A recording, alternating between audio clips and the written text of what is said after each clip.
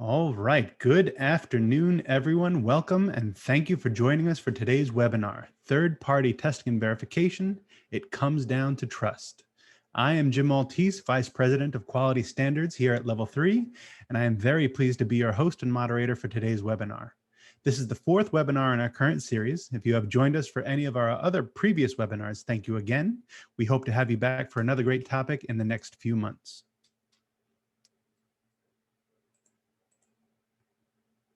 Before we dive in, I just want to put some quick housekeeping tips out there. We'll be using the Q&A for questions today, so feel free to submit your questions there and upvote any questions you'd like us to answer. Our team will do our best to answer any questions you submit, either on the chat or maybe we'll bring it into the discussion if it applies. And we hope to leave some time at the end to answer any additional questions you might have. So with that, let's talk about AV third-party testing and verification. For over 15 years, I acted as a third-party commissioner for very large institutions.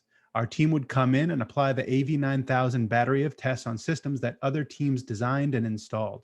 It was a great gig, and I enjoyed it tremendously. We provided a valuable service to our clients.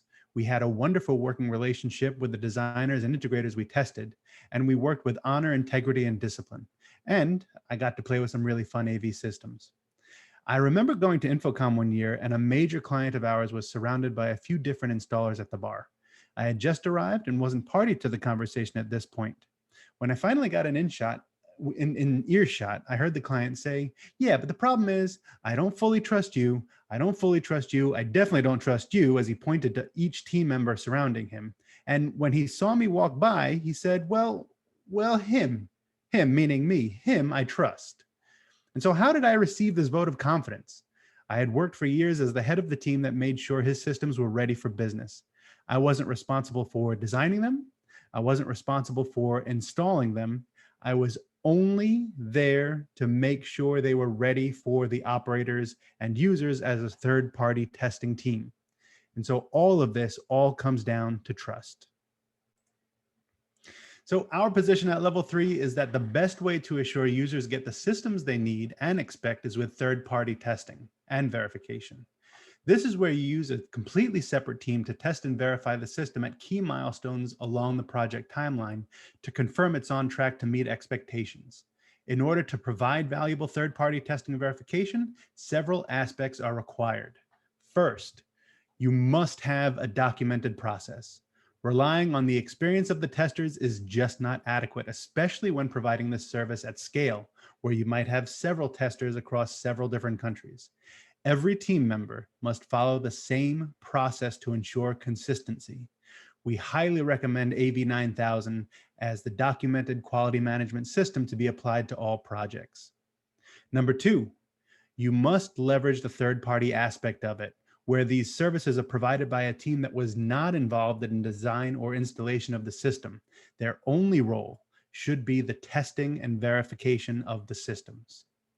Number three, obviously, the team should be properly trained, certified, and equipped for this work. And lastly, and probably most importantly, the team needs to act with discipline. Whenever checklists are involved, the urge to just pencil whip those check marks is real. This provides no value, though. Each test in the process must be given the proper time and respect in order to be successful. So these four elements will set your team up for success in terms of making sure the systems are on track to meet the user's expectations. And before we get into the meat of the webinar, I just want to make sure we're all on the same page with respect to that documented process, that AV9000 quality management system. So traditional quality control, we have our typical project timeline where we design, engineer, create drawings, we rack, fabricate, and build, hopefully in a shop before it gets sent to site. And then we have the installation on site. And so traditional quality control applies testing at the very end. The problem is if we catch any issues, if there are any problems with the system at that point, making any changes to it is very difficult and very expensive. And so what AV9000 does is we apply iterative testing at key milestones along the way. So if things, if we do a design review before the proposal goes out to the client and we catch an issue there, it's no problem. And the client hasn't even seen it yet. We can make that change, no cost, very quick, very easy. After the proposal is accepted and we engineer it, we do the system drawings and documentation and network schedules. If we still catch an issue there, it's still not that bad to make a change, right? Nothing's been purchased yet. We have some flexibility there. Then we build the racks in the shop and we perform another test, a staging before it gets shipped to site. And so if things are uncovered there, we've got some skin in the game. They've been purchased, but we still have an opportunity in the shop to make changes where we have a bank of engineers. We've got all the tools you could need. We've got other installers and rack fabricators that can pitch in and help. So any challenges or issues caught during staging, again, much easier to fix than when it gets to the field. And then obviously we have to test at the very end before we turn the keys, if you will, before we turn the systems over to the client. So if things are uncovered near the end of the project, they will still be expensive and difficult to change. But because of all the testing we did upstream, because of those iterative testing at the key milestones we did upstream of the commissioning, the likelihood of catching an issue is tremendously reduced because we've done our due diligence, right? And the reason this is this graph. I love this graph. It does a wonderful job of showing why that iterative testing is so important. So the idea is if you catch changes, if you catch required changes closer to the programming phase, closer to the needs analysis, the cost of those changes is going to be very low. And the opportunity for those changes, the likelihood of implementing those changes is very high. Probably because the cost is very low, but also because nothing is set in stone yet. Literally, there's no floor box set into a concrete floor. As the timeline progresses, as the project goes on, if you catch a change that is required at the end, now all of a sudden that floor box is in the concrete floor. And if I want to move that floor box, it's going to be very expensive and very difficult, right? We've got to get jackhammers in there. We've got to dig up the floor. It's not going to be pretty. So the idea, the idea behind AV9000, the power behind AV9000 is to catch any issues as close to that programming phase, as close to the first part of the project, the project's inception as possible, so that the cost of change is small and the opportunity, the likelihood of making that change is as high as possible. Okay. And then lastly, before we get into the panel discussion, I just want to make sure we're all on the same page about what third party is. We're going to be using that term a lot today. So let's talk about it. There is a trend in the construction world to have third party inspectors as part of the team to assure systems are constructed and or installed according to the specifications. We see this with foundation work, structural, mechanical, electrical, HVAC trades, very regularly. In fact, it's kind of the norm now. In fact, several years ago, the Department of Design and Construction of New York City issued a mandate that any project worth over $50,000 should be inspected by a third party just because there's too much money at stake. There's too much risk in these high value projects. So it's a very good idea to have a third party come in and make sure that they've been implemented according to specification. So like many good ideas in the construction trade, it can be applied to the AV industry with tremendous benefits. Third-party testing and verification is simply utilizing a team that did not install the system to confirm that it performs according to the specifications. So from the previous slides, I think we can all agree that having some sort of quality assurance process is a great idea. It's the only way we can do this complicated AV stuff. But the question becomes, who should perform that quality assurance process? The choices we have are first party. That would be if the users or operators accepted the systems. Another choice would be second party testing, and that would be where the team that performed the installation tested the systems.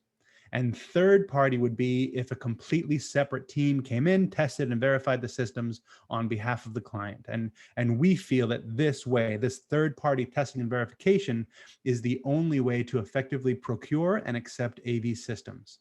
And now we'll talk a little bit about why we feel that way. But before we get into it, just another reminder, if you have any questions, please ask them at any time during the webinar in the Q&A section of the control bar. We'll be looking there to help guide some of our conversation. And just one more quick piece, before we get into the panel conversation, I want to ask you guys a few questions. So we have 2 questions in the poll. I'll allow the panelists to vote as well. And number 1, does your organization currently use the AV 9000 quality management standard in their projects? And question 2, have you had any experience with using third parties to perform your quality assurance for AV projects or really any projects? And so let's just take a moment to see where we are, to see where our participants are in their experiences.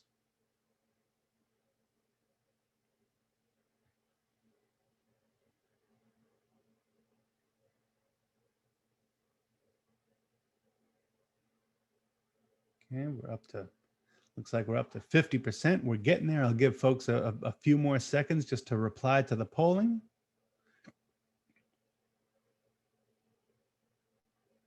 All right, and it's interesting. It's pretty evenly split down the line. I'll share the results. So we've got an even split on people using AV 9000 in their projects. That's great. So welcome. So if you have any questions about that, please let us know. And then with respect to using third parties, there's a lot of people using third parties, which is fantastic. We hope that this becomes the norm in the industry. And again, about half that haven't. So hopefully today this conversation will change your mind. All right. So with that, I would like to introduce our esteemed panelists. First, we have Jeremy Elsesser, President of Level 3 Audiovisual, AQAV Board Member, PSNI Global Alliance Board Member, and recipient of the Avixa Educator of the Year Award in 2019. His favorite dessert is yellow cake with chocolate frosting. We also have Jeff Bethke, Vice President of Engineering, Commercial Integrator 40 Under 40 awardee, frequent industry committee member, and he loves his carrot cake. And finally, Fred Laux, Director of Technology and Innovation, our resident enterprise collaboration technology expert. He is known to enjoy ice cream after a meal. And again, my name is Jim Maltese. I'm the Vice President of Quality Standards at Level 3. My favorite dessert is a nice glass of Grand Marnier, neat. And I'll be your moderator for the discussion. So, before we get into the benefits of third-party testing, let's set the baseline for what we're discussing today. There's a lot of talk about AV 9000. Half our attendees use it, half do not. There's a lot of checklists involved, a lot of test equipment. All of that is great, but what does AV 9000 actually do for the clients? And Jeff, I'll start with you.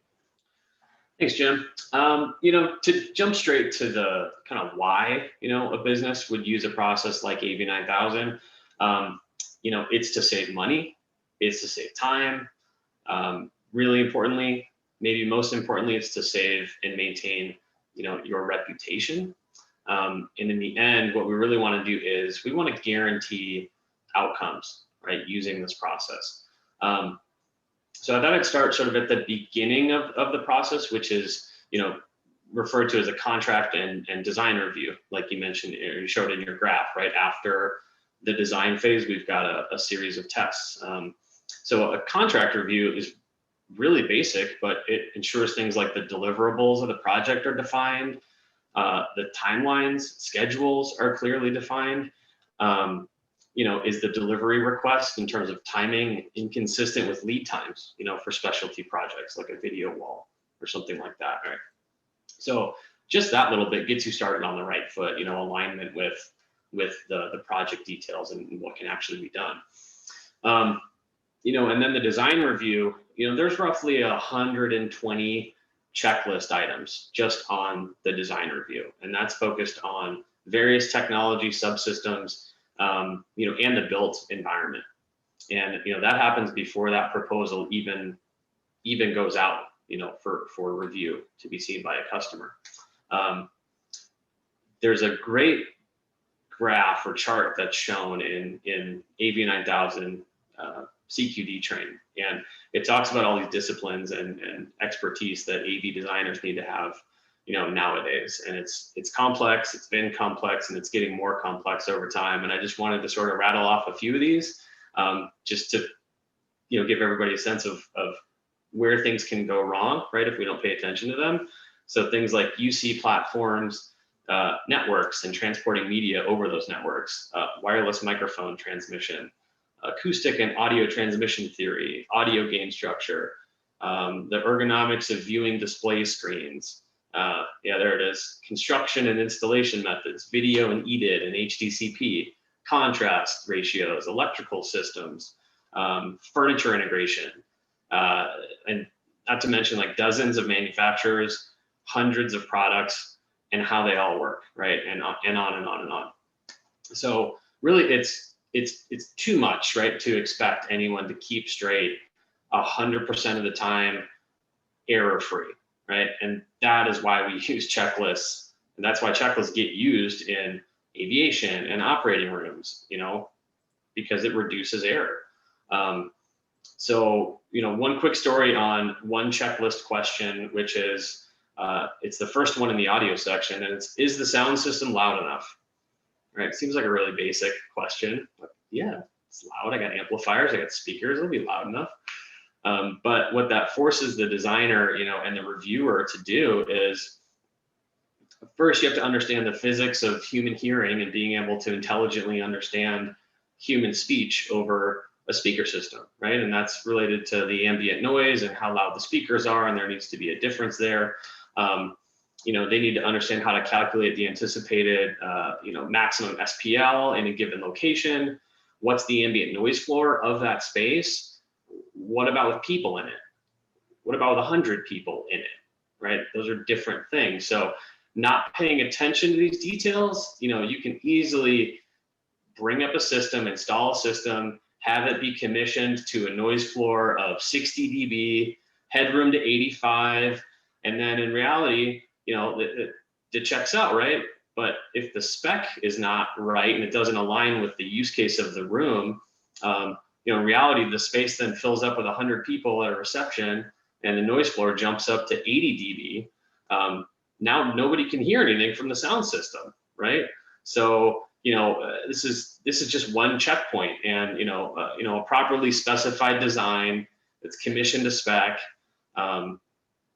that's going to get you to where you want to be. So now go back to that system. Your taps might need to be reset on your speakers. That's a truck roll. Get back up on your ladders and make the speakers louder. Your amps might not be powerful enough. Now you've got to buy bigger amps, unrack the old amps, re-rack the new amps, right? And that's wasted time, that's wasted money, that's your reputation, right? First use of your system, nobody can hear anything out of the speakers.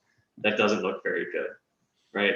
So to kind of sum it up, how do we save money? It's less rework, right? That leads to overtime change orders from all trades, not just AV, right? This is every trade involved in a construction project. And then also, properly budgeting for the client. So knowing upfront what a system is going to cost, because it actually does include everything and nothing was missed in the design, compared to dealing with, we need to add a few more things. So I need some more money for these change orders. Or you just get a substandard system that just doesn't perform because maybe there's no more money left, right? So you've thrown really good money at a system that doesn't serve your needs, and that's just a total waste. Saving time, right? Properly designing and setting those expectations, testing and staging before you ever get on site, just reduces the time that you're actually on site.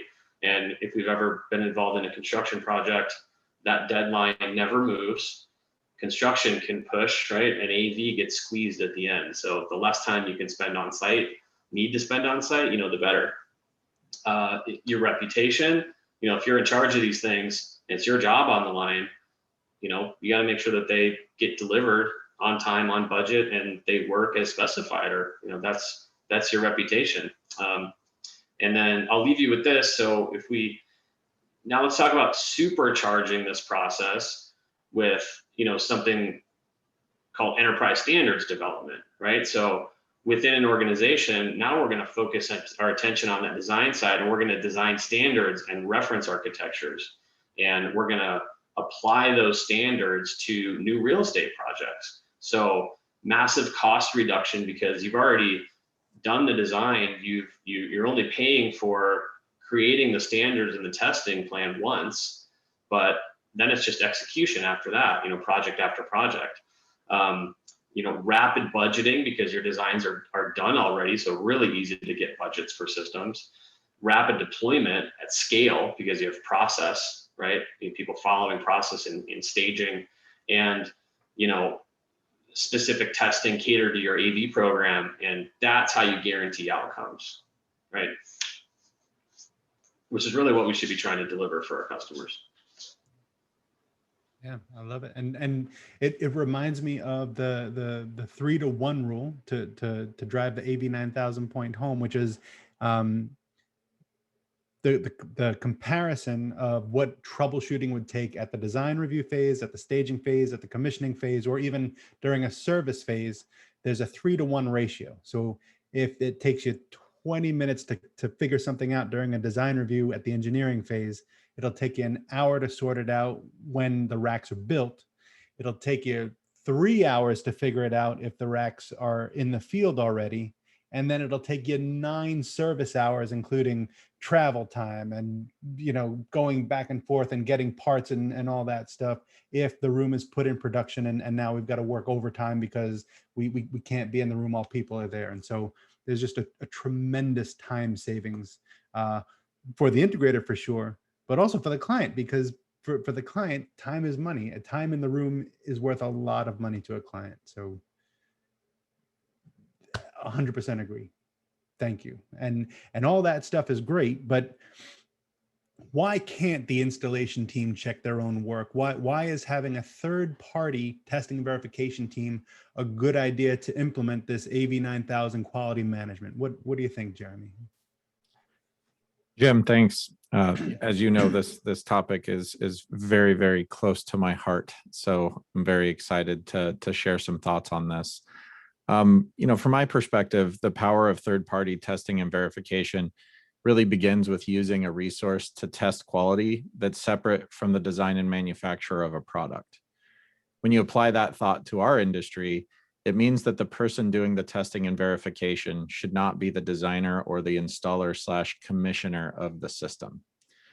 The whole reason for that is all about consistency, discipline, and ultimately trust, which is what this is all about. You know, when the stakes are high, and in my mind, they've never been higher, ensuring systems are delivered as expected with 0 defects requires a highly process-oriented approach.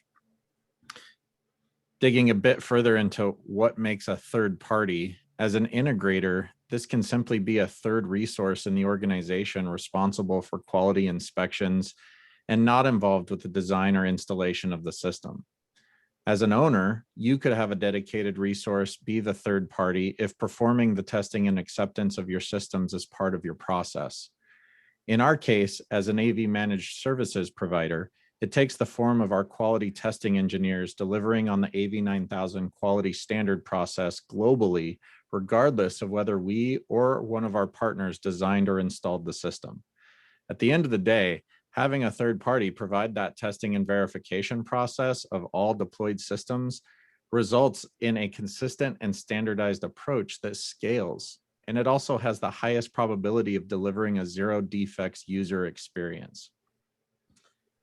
I recall about 2.5, 3 years ago, getting a call from a potential client. This potential client represented a global organization interested in enterprise standardization, what Jeff just touched on during his comment. but not only enterprise standardization, but then taking that standardization globally as quickly as possible. A person asked me a question, and I'll never forget that question. That question was, how is it that you are going to guarantee me a consistent outcome when working with many, many different integrators in many, many different countries with many, many different skill sets, approaches to quality, approaches, on and on and on and on. The point here is the complexity of delivering AV locally. Take that up a notch and deliver it globally, utilizing a network of partners, because no one integrator is large enough to have resources in every single corner of the planet. And so we have to partner as we move into this next era of AV. And again, coming back to the question, how is it that you're going to guarantee a consistent outcome if your team isn't doing the installation at all of these locations? And I had a two-part answer. The first part is a small shout out to PSNI, because without PSNI, we would have no chance of delivering global AV services. And it's through the vetted network that PSNI is that we are able to accomplish reach to really every corner of the globe. But the bigger answer to the question was AV 9000. AV 9000 as a standard, and our application of it is how we are going to ensure, Mr. Customer, that we deliver the exact same results, regardless of who's installing the system, whether it be in India, whether it be in Japan, whether it be right here in the US of A. The same standard approach is going to be taken with every single system. And with that type of discipline, that type of approach to ensuring that the same standard gets applied to every system, I'm going to just say 1,000+ rooms, and 2 years later, it has proven itself to be an incredible answer to the question of how do you guarantee quality and how do you guarantee consistent outcomes, regardless of who installs the system and regardless of where that system is installed. Yeah, I think that's just perfectly well said. Yeah. So the third-party quality assurance and testing verification, I think it sounds like a no-brainer, but it can be a tough sell to leadership or procurement who are unaware of the challenges that put typical projects at risk. And so what are the biggest obstacles to implementing third-party testing and verification to your projects? And Fred, I'll turn that over to you. Yeah, sure. So I have a few thoughts here, but if anyone attending the webinar has any real world concerns or barriers they've reached, we have 50% of our teams here, or our attendees here, have implemented AV 9000 in some way. So if any of you have thoughts on barriers or things that you hit trying to get things implemented and putting these quality management systems in place within your customer organizations, I'd love to hear it, and just drop them into the chat. We can touch on them. For me, it comes back to Jeff's original comments, right? What are the primary denominators that we're dealing with when it comes to a project? And in particular, when we talk about applying quality management, and they are time, money, and reputation. And so first piece is, when you have concerns come back to you from maybe it's a stakeholder within your organization, and that's the take I'm primarily gonna work from here, is from within a customer's organization. As someone like as a Navy manager, when you're responsible for the delivery of systems and ensuring that they work, when you start hearing, you want to implement something like this, and you start hearing this kind of feedback, what are some approaches you can take to handle that? So first one, let's dive into is time. So if you hear things back like, we don't have time for this, it's too late to implement this, right? Our project schedule is tight. These are actually arguments for third-party testing and verification. They're not, they sound like reasons why you might not do it, but it's actually reasons why you would do it. And this comes back to the mantra of slow down to speed up.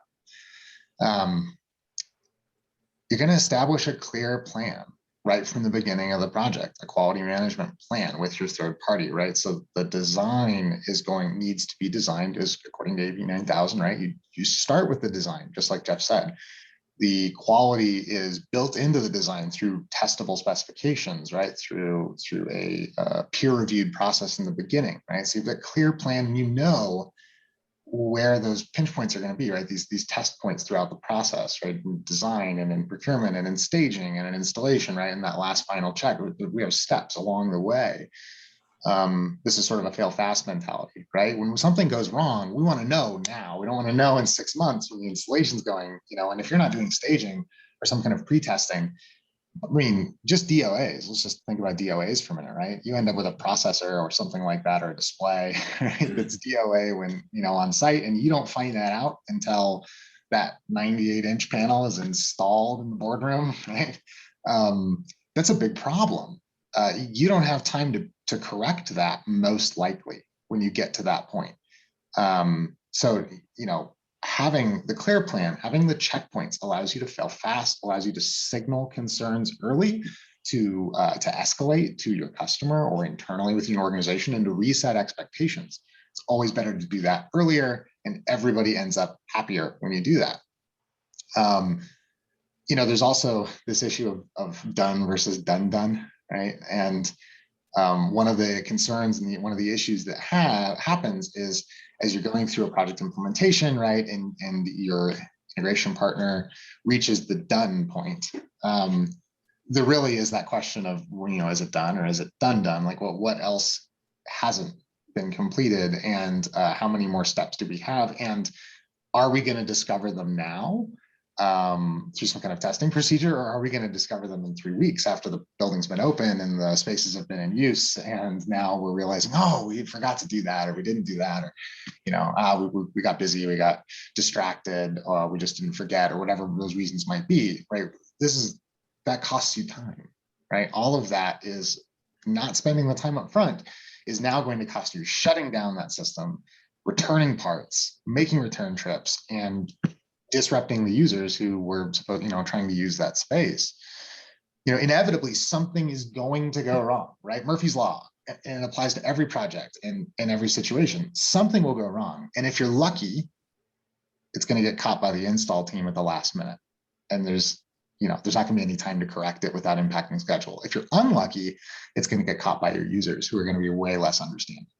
And, Jim talked about the 3-to-1 rule earlier about, as later in the project, later in the implementation, the time and energy multiplies.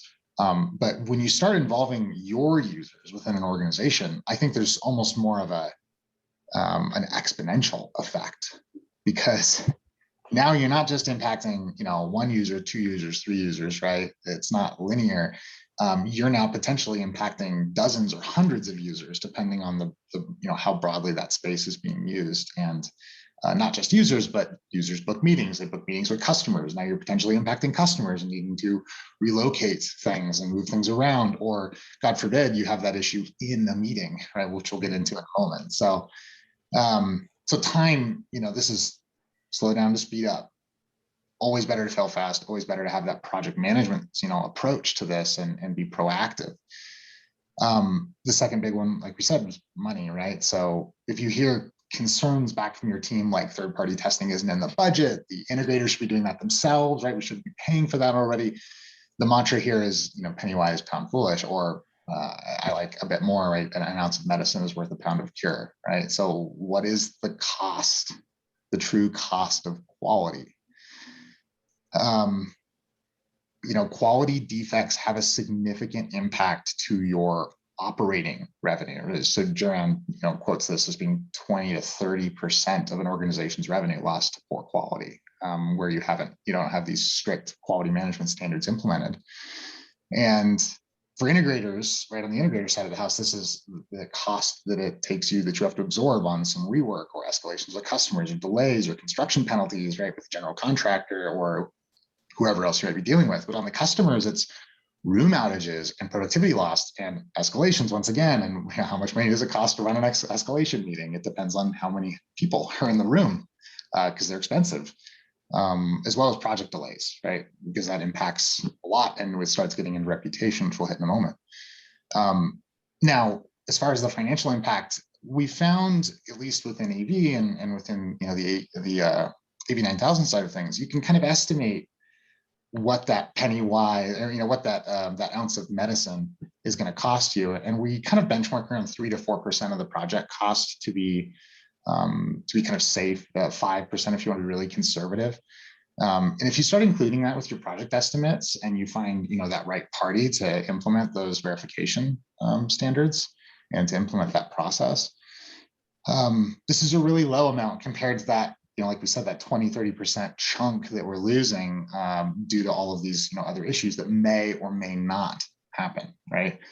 So for a pretty small amount of money, 3 to 4% on project cost, for the potential guarantee even of on-time delivery, or at least well-communicated expectations and well-communicated, early communicated issues, that is likely worth it, because it's most likely going to cost you much more than that in the event that you have some kind of critical failure that then gets into the critical path of your project.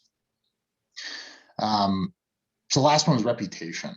And this kind of, all of these sort of blend together, but if you hear, feedback like, we don't need quality management, we trust our integrator, a third party would make us look like we don't know what we're doing, we don't need anyone checking our work, right? This kind of feedback, I think the mantra I'm going to lean in with here is trust but verify.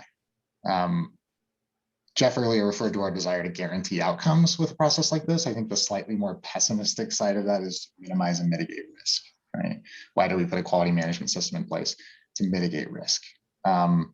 And that's time risk and it's financial risk, but reputational risk is huge when it comes to AV projects. At the end of the day, the AV managers and the internal IT leadership within an organization, they're the ones ultimately really responsible if something doesn't go well, right? If the project fails, yes, you can penalize your integrator, but as far as your constituents go, your employees, your colleagues, right, within an organization, you're holding the bag at the end of the day. And so your reputation is at stake, no matter how much trust you may have in your partners. And so, just thinking through that, right, it only takes once to damage your reputation with users or with leadership, and it could take years to regain that trust. It could cost somebody, maybe you, your job, if the incident is big enough. And this is no joke, right? I mean, anybody on this call probably knows this. You mess up on the big executive headquarters, right, project or whatever that might be in an egregious enough way, and that could have really serious impacts to you personally, and not to mention the vision of your team and your department and your partners and all those other things. So, in the spirit of risk mitigation, right, there's a few key things I'd want to call out. Quality management systems, third-party verification, right? They could look for things like, in system performance. Does the system work and does it meet the expectations of the users? This is like table stakes, right? Does it meet the expectations of the user? Is it loud enough, right? Is the system loud enough? That's basic verification. But go further, right? Go into security. Are default passwords in use? Are the proper network configurations in place? All of those are risks to your organization, right? The project could go perfectly, but if you didn't verify, some of maybe your organization's network or security requirements, you could potentially be leaving your organization open to risk, which is going to cost way more than implementing, a quality management system. Structure is another huge one, and this is real serious and real close to home, I think, for everyone in the AV industry, and that is structural risk mitigation of physical systems, right? Ensuring that a design implements rated hardware and manufacturer recommendations on physical products, things like video walls and things like displays being hung from ceilings or in other places where they could potentially, harm people if they're done incorrectly, and then ensuring that the installation follows those guidelines. Just structural integrity can have life-changing or ending impacts. So it's really serious that this is done properly. And again, trust but verify, right? Have that mindset going into it, and you mitigate risks of this kind of stuff happening. It's also, I think, worth noting, kind of as I start to wrap this up, is every almost all other industries have some sense of structured quality assurance, right? It's common. Bridges, civil engineering, right? Bridges, dams, manufacturing, cars, computers, right? Clothing, right? The food you eat that comes from that you're watching, like How It's Made, right? I love watching the How It's Made videos, and you get in and you see like, oh, how's a jawbreaker made? There's a quality assurance process behind this, right? There's an inspector and there's testing, and it's important because people can get hurt, especially with jawbreakers. Gotta be careful. So there's a lot on the table here, and it's weird that the AV industry in general like doesn't have this process. That's an odd thing. I think it's a risk, and so in summary, it benefits everyone. The integrator benefits the integrator to have a close call, good catch feedback loop, right? That makes them look good because now they have an opportunity to catch stuff before it becomes an issue. The customer, right? Ensuring on time and on budget delivery, having clear upfront communication, having clear definition of success, right? And shifting maybe some of the validation time and liability into a third party that's built for it rather than you as a customer getting on the plane and going down to the headquarters and walking around every room and trying to catch everything on top of your day job. The business units and users in particular, right? The outcomes for them are pretty straightforward, right? The systems will work consistently. If they were designed well and they're verified, we know that they work. You build trust with your colleagues. And even procurement, right? This is actually one of the easiest ones to make, and it's evidence-based performance verification of scope completion, right? When do we pay? When it's done. What does that mean? Here's what it means, right? Here's the checklist, here's the process, here's the point at which we've confirmed it's not just done, but it's done. There's any number of barriers you could run into within an organization trying to implement quality assurance standards and third-party testing and verification, but every single one of them is worth vaulting, and most of the concerns are actually reasons for when you look at them more closely. Outstanding. Yeah, I love it. I love it. Jeremy and Jeff, you have anything to add?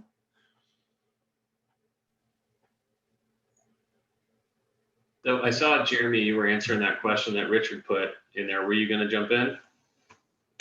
I was going to just circle on something that Fred kind of helped bring forward, which, it's clear to me that although in some ways AV is getting easier from a product perspective, the process is actually getting more complex to ensure and guarantee outcomes, along with what feels like folks being responsible for more things in their role than ever before. So the point that Fred made about everybody knows you need it, it's really, really important, but it often gets left off because of bandwidth, just time bandwidth, whether it's the installer doing the tests or the commissioning team doing the tests or the client doing the tests. To the point, sometimes we just don't have time for these things. And that's a huge driver for why a third party providing that service is a very worthwhile investment, because it's the moment that you don't do it and you have egg on your face, and the client's reputation and the everybody involved, every stakeholder involved has egg on their face, and it could be avoided with the simple disciplined application of this process. And I think Jeff said it. I know Mario from AQAV says it all the time. If someone says we don't have time to apply quality or we don't have the money to apply quality, the answer is always you're spending more time not applying quality, and you're spending way more money not applying quality than by just getting it done right the first time, striving for that done. It's differentiating that very tangible cost, right? That's there right in the beginning when you're looking at a proposal that includes these types of things. It's there, right? Because it's being captured, and you can compare it to another proposal that isn't. But going down either one of those roads, there's much more likely that you're going to impact your schedule, your costs, eventually someone else's cost center, right? And as Fred talked about, that can exponentially sprawl across the organization, whether it's your trades, your users, your customers of your customer, right? It can get very, very messy. So yeah, it's explaining that, and I think anybody that's ever been involved on a construction project or an AV deployment project would get it. You know, explaining it that way. You know, like, oh, remember that time we didn't catch that, you know, that thing and all the trouble it caused? You know, that would have been a few clicks on an AutoCAD program to slide that over, or change a part number. You know, it takes 2 seconds to do instead of 2 days down the road. Yeah. And I wanted to just, I love Richard's question about, what about doing commissioning and testing and verification on a project that didn't have time to do the design review like we talked about. And sure, like, it's a service, certainly, and it'll give you a report at the end of the day for what's non-conforming if there is a spec. But that's all it's going to do is highlight those problems. You still have the challenge of, well, now they've got to get fixed, and that's where the extra costs and time hit you. Yeah. And at what point in the process do you want to fix it? Do you want to fix it close to needs analysis where it costs you nothing and it's quick, or do you want to fix it after the room is put in production and now you got all those obstacles that you have to overcome?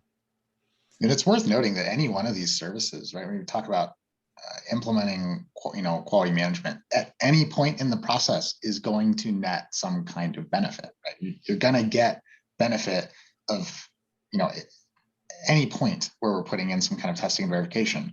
But, this comes back to, everything in moderation, right, is kind of a double-edged sword, right? Because moderate implementation of QMS, and that's moderate results. And so why would you not, go all the way? And I understand that, certain projects, right, there are things that are already going, right? Yes, put the testing on the back end. At least you're doing it, right? That's going to help. And for the next one and the next one and the next one, start it on the front end, because that's only going to improve the performance of the entire organization. And one more note on that is coming from, my experience within large customers and, managing, 2,000 something rooms, right? The risk in reputationally is extremely real. And it's the kind of thing that ends careers or makes them. And so I want to, kind of go back to the optimist side of this, right? Which is AV, in my experience, has a tendency in drawing unwanted attention when things go wrong, right? When things go wrong, it's not just, other trades that notice it. It's not just the general contractor. It's not just, your specific piece.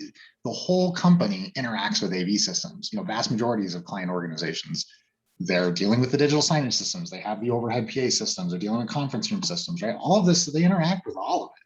So when something goes wrong, it's extremely visible and everybody notices it. And it just gives that, that heart sinking feeling of like, wow, that kind of sucks. That's not very professional, or that's not very good, or I don't feel great about being here because of X, Y, or Z. And the other side of that is creating that incredible technology experience for your customers because you implemented quality management, because you have the processes wrapped around it, has some huge merits, because within an organization, you look like a superstar. You really, you do. And when you can guarantee the outcomes, you build trust, right? And we said it all comes down to trust at the beginning. Trust is earned. So how do you build trust? You ensure the outcomes line up to what you say they will. Exactly. This is a really good method for achieving that. Exactly. And I'm always blown away that, on the big monster systems, big monster projects, they're like, all right, yeah, we need quality here. There's millions of dollars at stake. But even on just like a display on a wall with a wall plate on the bottom, people will say all the time, oh, it's just display on the wall. It's a wall plate. We don't need to test it. It'll be fine. But there's no time to do the installation. There's no margin for error for anyone. And if you, how many times have we run into shipping amount and the bolts are not long enough. And so now all of a sudden we had 2 hours to do that install, and it's going to take 3 because some poor technician has to find a Home Depot with long enough bolts for the mount, or the cables aren't long enough, or no one opened the box on the display and, oh my God, someone dropped it and there's a bend in the glass or something like that. And so that silly little $400 job all of a sudden explodes into like this 3-day never-ending fiasco. And so my answer, no, any system, no matter how big, how small, can benefit from this process because the risk is always there. The risk is always tangible. And I can tell you from experience, the smaller they are, the more the tendency is to go, Exactly. I got this. It's just, Yeah. it's just this and this. And then, yep, the wall plate's the wrong color, Yeah. or something, you skip the quality processes and you're pay for it. Nightmare. I gotta jump on this bandwagon too, because it's such an important one, right? It reminds me of Chuck Espinosa's $80 screw story, right? Exactly. And that highlights what Jeff and Jim just said. These small projects where you're counting on getting it right the first time. In fact, your profit and success depends on you getting it right the first time. And one 5-hour trip to Home Depot to get a screw that was forgotten can just sink the overall project. And so it just brings me back to the figures that AV9000 has put forth into the industry, which is the cost of poor quality costs upwards of 30% of the overall cost of a project, while controlling quality, doing everything that we've been talking about on this call, is 3% of the overall cost of a project. I'm gonna go for the 3% all day personally. Yes, absolutely. So I think we'll end it there. Just to drive the point home, please, participants, remember to effectively accept your systems. In our opinion, there are 4 things that are required. Number 1, you need that documented process. You need AV9000 for sure. You need to make sure that the people accepting the systems are trained and equipped, and ask them about their certifications. Ask to see their test equipment to make sure that they are walking the walk and not just talking the talk. The quality management system needs to be applied with discipline. Ask to see the filled out checklist. Ask to see evidence of their process. And really the 4th part is that third party aspect of it. You can't proofread your own work. You need to have a fresh set of eyes to come in and check these systems. There is just too much at risk, too much at stake. So I want to thank you for joining us. I want to thank Jeff, Jeremy, and Fred for being part of this incredible panel. And I think we will wrap it here. If we'll hang out for a few minutes if you do have any additional questions and answers. If not, we'll catch you on the flip side. And thank you for joining us today. Thanks, Jim. All right, guys. Thanks.